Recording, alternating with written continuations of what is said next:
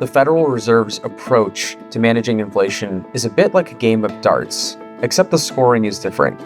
The Fed uses its tools to aim for a precise target, which in this case is a 2% inflation goal or a 2% benchmark. And just like in darts, the Fed doesn't always hit the center. But even getting close can help maintain economic stability. Inflation that's too high or too low can create economic uncertainty, which affects everything from the price of groceries to the strength of the job market.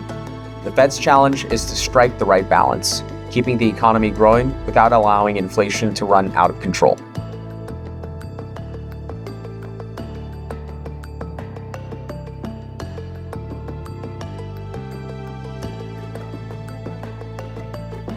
Inflation is at its highest level in 4 decades, leading the Federal Reserve to take action. That's going to require the Fed to tighten interest rate policy and do our part in getting inflation back down to our 2% goal.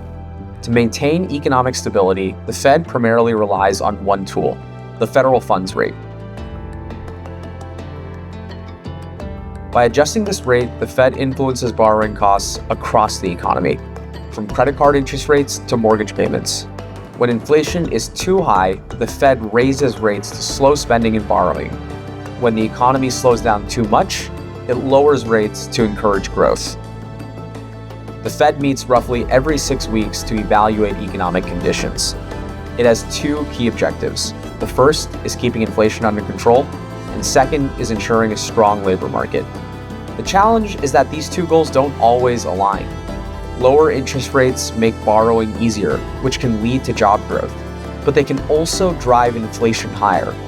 On the other hand, raising interest rates helps fight inflation, but can slow economic expansion and hiring. The Fed must navigate this delicate balancing act.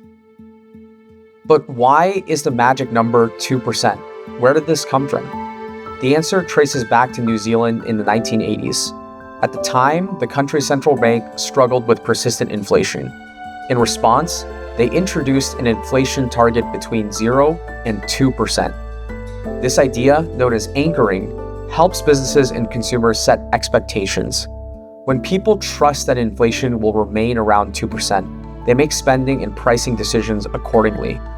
Anchoring inflation expectations is crucial because inflation is in part a psychological phenomenon. If consumers and businesses believe prices will rise too quickly, they will adjust their behavior, raising wages and setting higher prices in anticipation. This, in turn, can drive inflation even higher. By making 2% the official target, the Fed signals to the public that inflation will remain stable, reducing uncertainty and speculation.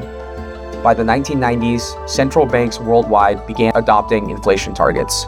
But it wasn't until 2012 that the U.S. Federal Reserve officially adopted a 2% inflation goal under then Fed Chair Ben Bernanke. So how does the Fed actually adjust the economy with interest rates?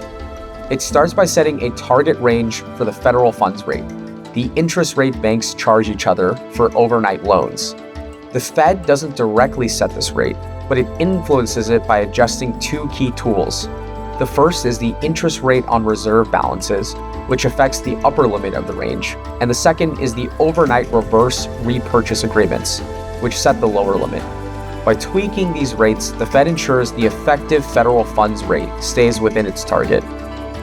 Raising this rate makes borrowing more expensive, which slows spending and investment. Lowering it makes borrowing cheaper, stimulating growth. But the effects of these rate changes aren't always felt immediately.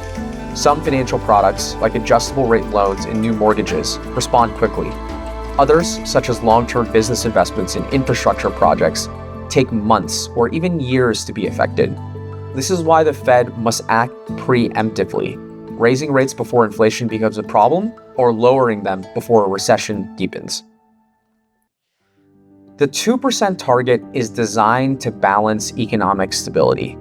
If inflation is too low, the economy risks deflation. When prices fall, wages stagnate, and unemployment rises. This was a real concern during the 2007-2009 Great Recession. If inflation is too high, purchasing power weakens and prices can spiral out of control.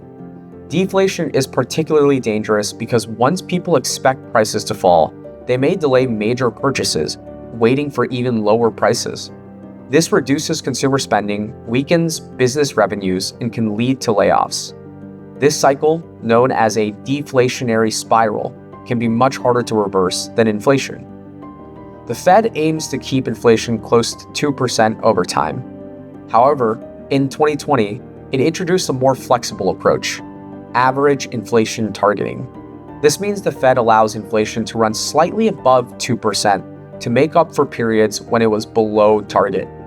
This policy change was an acknowledgement that inflation had been persistently low throughout the 2010s. By allowing inflation to occasionally exceed 2%, the Fed aimed to encourage economic growth while maintaining long-term price stability. While adjusting interest rates is a powerful tool, it's not immediate. It can take 6 months to a year for rate hikes to ripple through the economy. As borrowing becomes more expensive, businesses slow hiring, consumers spend less, and inflation eventually cools. But this timing creates a dilemma. If the Fed waits until inflation is obviously too high, its actions may come too late. On the other hand, if it tightens policy too soon, it could slow down the economy unnecessarily. This is why the Fed closely monitors various economic indicators such as job growth, wages, and consumer spending. But not everyone agrees with the Fed's approach. Some argue that targeting a higher inflation rate, say 3%, would give the Fed more room to cut rates during recessions. Others believe the Fed's tools aren't precise enough to control inflation perfectly. Critics of the 2% target argue that in an era of low global interest rates, a slightly higher target would give central banks more flexibility. With a higher inflation target, nominal interest rates would also be higher, meaning the Fed would have more room to cut rates in a crisis. The Fed reviews its policies every 5 years, but major changes to the 2% target seem unlikely anytime soon. There are strong institutional and political reasons for sticking with 2%. Changing the target could disrupt expectations, creating uncertainty in financial markets, and for decades, 2% has been the global standard, making coordination between central banks easier. For now, 2% remains the bullseye the Fed keeps aiming for.